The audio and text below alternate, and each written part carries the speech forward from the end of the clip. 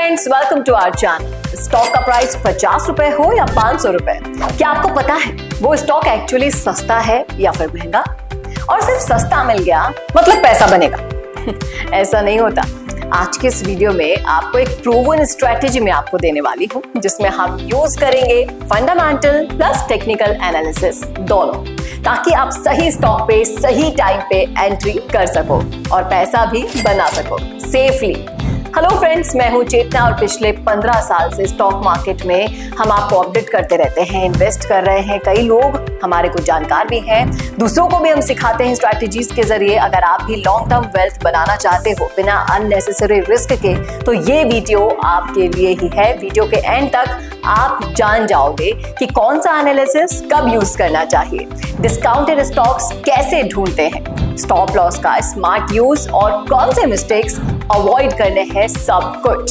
सबसे पहले हम बात करते हैं डिफरेंसेस की। फंडामेंटल एनालिसिस मतलब कंपनी का असली हेल्थ चेक, रेवेन्यू, प्रॉफिट, डेब्ट, management, industry growth. For example अगर हम बात करें, इन्फोसिस का बैलेंस शीट स्ट्रॉन्ग है क्योंकि कंसिस्टेंट ग्रोथ कर रही है, तो ये फंडामेंटली स्ट्रॉन्ग स्टॉक है। फिर हम बात करें टेक्निकल एनालिसिस की, तो चार्ट पैटर्न्स और प्राइस मूवमेंट देखना जरूरी है, और कब और कैसे, कब स्टॉक ब्रेकआउट देने वाला है, एंट्री और एग्जिट का टाइम कौन सा बेस्ट रहेगा, ये एक आपको एक स्मार्ट टिप भी देती है, क्योंकि फंडामेंटल एनालिसिस बताता है क्या लेना है और टेक्निकल एनालिसिस बताता है कब लेना है। तो ये चीजें आपको ज्यादा ध्यान में रखनी होगी दोस्तों। बहुत से लोग ना सिर्फ प्राइस देख के ही सोच लेते हैं कि ये स्टॉक 30 रुपए का है, सस्ता है, लेकिन सच तो ये होता है कि हर लो प्राइस स्टॉक सस्ता नहीं होता है फ्रेंड्स, कुछ तो खराब ही होते हैं। तो डिस्काउंटेड स्टॉक कैसे आइडेंटिफाई करें, ये यहाँ पर सवाल बड़ा हो जाता है।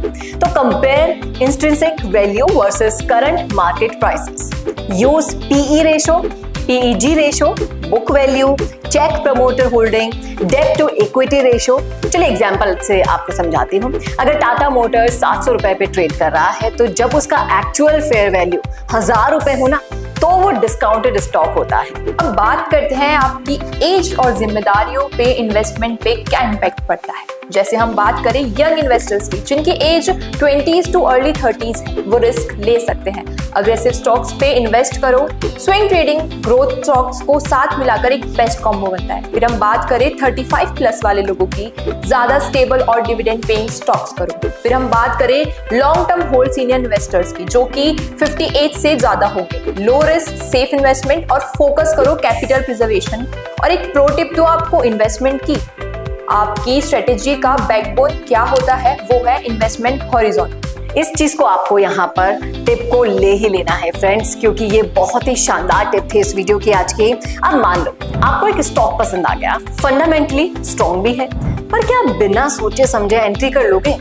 यहाँ आता है टेक्निकल एनालिसिस का रोल। तो आपको कौन कौन से टूल्स यूज करने हैं, तो मैं आपको बता दूं कि अगर मूविंग एवरेजेस 50-200 का DMI है, तो RSI ओवरबॉट या ओवरसोल्ड है, MACD क्रॉस ओवर है, ब्रेकआउट फ्रॉम रेजिस्टेंस जोन है। एग्जाम्पल के थ्रू आपको समझा देती हूँ। टाटा पावर ब्रेकआउट देता है 300 रुपए पे विद वॉल्यूम, तब आपको एंटर करना है। फंडामेंटली भी स्ट्रॉन्ग है, प्लस टेक्निकली भी एंट्री सिग्नल मिल गया है, तो ये आपके लिए जैकपॉट से कम नहीं होगा।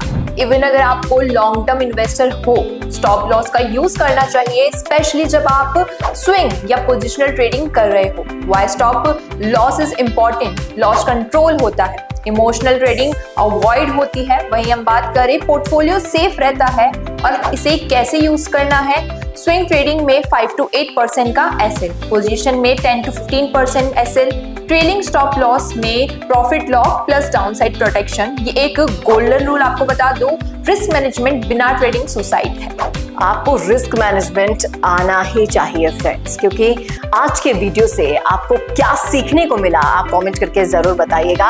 मैं आपको बता दूं कि फंडामेंटल एनालिसिस बताता है कि क्या लेना है, टेक्निकल एनालिसिस बताता है कि कब आपको लेना है। लो प्राइस का मतलब सस्ता बिल्कुल नहीं होता। अपनी एज एंड गोल्स के हिसाब से इन्वेस्टमेंट चूज करो और risk management equals to stop loss equals to safety. तो इस तरीके से आपको ये सारी चीजें ध्यान में रखनी है। अगर आपको ये स्ट्रैटेजी पसंद आई हो तो लाइक शेयर जरूर कीजिएगा, सब्सक्राइब करना ना भूलिएगा और कमेंट में जरूर बता दो कि क्या आप फंडामेंटल ट्रेडर हो या फिर टेक्निकल या फिर दोनों का कॉम्बो यूज करते हो। डेली स्टॉक इनसाइट्स चाहिए तो फटाफट से हमारा टेलीग्राम चैनल का लिंक भी आपको डिस्क्रिप्शन में मिल जाएगा, हमें ज्वाइन कीजिए। Till than happy investing.